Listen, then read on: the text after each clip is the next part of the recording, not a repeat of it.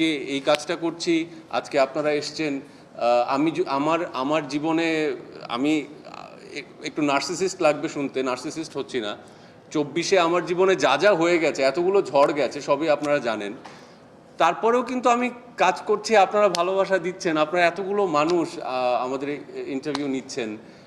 এটা ওপরওয়ালার কাছে শুকরিয়া। আর এই কারণে শুকরিয়া যে আমাকে এখনো কর্ম করার শক্তি, সামর্থ্য, মানসিক সিচুয়েশন যে আমি এখনো কাজ করতে পারছি।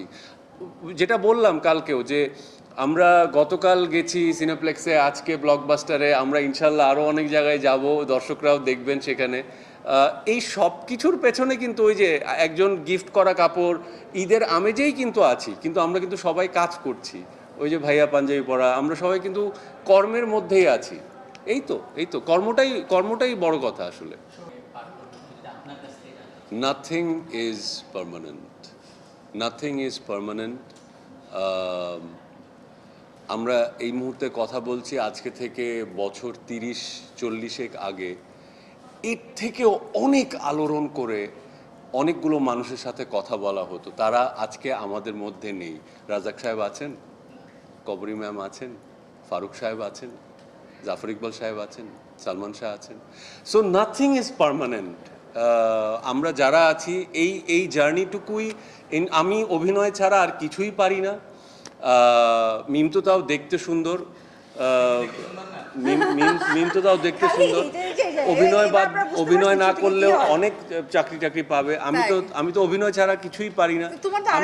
আমি ম্যাক্সিমাম শরীর স্বাস্থ্য আছে, সিকিউরিটি গার্ড হইতে পারবো। তো আমি অভিনয় ছাড়া আর কিছুই পারি না। আপনারা সাংবাদিকতা করেন, অনেক ভালো করে কথা বলতে পারে, তারপর তুমি মোটিভেশন দিবা সবাইকে। বাট মালিকের জন্য আমরা সত্যি অনেক খেটেছি।